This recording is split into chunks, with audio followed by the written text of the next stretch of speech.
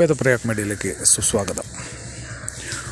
ഒരു ക്ഷേത്രവും അതിനോടനുബന്ധിച്ചുള്ള പ്രകൃതിയും ഏത് രീതിയിൽ സംരക്ഷിക്കണമെന്ന് ഈ ഒരു കുഞ്ഞു വീഡിയോയിലൂടെ നിങ്ങൾക്ക് ഏകദേശം ഒരു രൂപം കിട്ടുന്നതാണ്.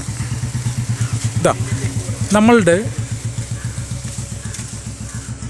വാസ്തുശാസ്ത്ര വിദഗ്ധർ, പ്രത്യേകിച്ച് ക്ഷേത്ര വാസ്തുശാസ്ത്ര വിദഗ്ധരെല്ലാവരും, പ്രത്യേകിച്ച് നമ്മുടെ ദേവസ്വം ബോർഡിലെ എൻജിനീയർമാരും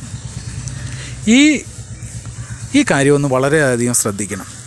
നിങ്ങൾ ക്ഷേത്രം വയ്ക്കുന്നതും അതേപോലെ തന്നെ ക്ഷേത്രത്തിന് അനുയോജിച്ചുള്ള ബാക്കിയുള്ള ഓരോ കാര്യങ്ങൾ നിർമ്മിക്കുമ്പോഴും നിങ്ങൾ പ്രകൃതിയെ ഇല്ലാതാക്കുകയല്ല, അതിനെ ചുട്ടരിച്ച് കളയുന്ന ഒരു രീതിയിലേക്ക് എല്ലാ ദേവസ്വം ബോർഡിലെ ഉദ്യോഗസ്ഥരും അതേപോലെ തന്നെ ജീവനക്കാരും എൻജിനീയേഴ്സ് എല്ലാവരും ആ ഒരു രീതിയിലാണ് കാര്യങ്ങളുടെ പോക്ക്. എന്നാൽ ഇവിടെ ഒന്ന് കണ്ടു നോക്കൂ.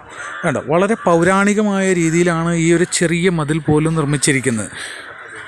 അതിൻ്റെ ഒരു ട്രഡീഷണലായിട്ടുള്ള ഒരു ലുക്കൊന്ന് നോക്കൂ. ഒരുപാട് വർഷങ്ങളായിട്ടുണ്ടെന്ന് ഇത് കാണുമ്പോൾ തന്നെ അറിയാം.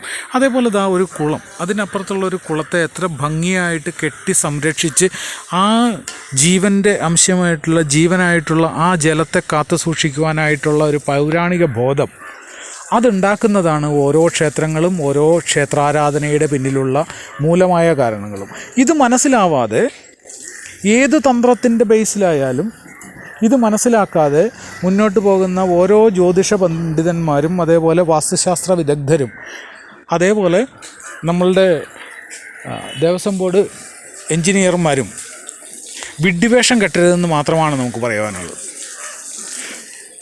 കേരളത്തിലെ എല്ലാ ക്ഷേത്രങ്ങളുടെ മുന്നിലും ഷീറ്റുകളുടെ കൂമ്പാരമായി മാറിക്കൊണ്ടിരിക്കുന്ന അവസ്ഥയാണ് ഇപ്പോഴുള്ളത്. വളരെ ശ്രദ്ധാപൂർവം നോക്കിയാൽ അറിയാം, ഇരുമ്പിൻ്റെ കൂമ്പാരമായിട്ട് ആക്രിക്കടയായിട്ട് മാറിക്കൊണ്ടിരിക്കുന്ന കേരളത്തിലെ ഏറ്റവും പ്രധാനപ്പെട്ട എത്രയോ ക്ഷേത്രങ്ങളുടെ പേരുകൾ പറഞ്ഞു കഴിഞ്ഞാൽ തീരില്ല. ആ അവസ്ഥയിലേക്ക് കൊണ്ടുവന്നെത്തിക്കുന്നത് വല്ലാത്തൊരു ലോബിയാണ്.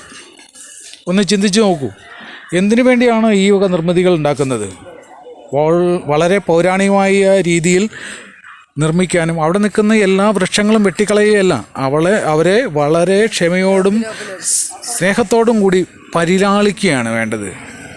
എങ്കിലാണ് അവിടെ ജീവൻ ഉണ്ടാവുകയുള്ളൂ, എങ്കിലാണ് ജീവൻ കൊടുക്കാൻ പറ്റുന്ന എനർജി അവിടെ ഉണ്ടാവുകയുള്ളൂ, പ്രകൃതി അവിടെ ഉണ്ടാവുകയുള്ളൂ, ക്ഷേത്രം ഉണ്ടാവുകയുള്ളൂ, കാവുകൾ ഉണ്ടാവുകയുള്ളൂ. ഇതിൻ്റെ പ്രാധാന്യം ഈ ദേവസ്വം ബോർഡിലെ ഓരോ എഞ്ചിനീയർമാരും മനസ്സിലാക്കുക. ഇതെങ്കിലും കണ്ട്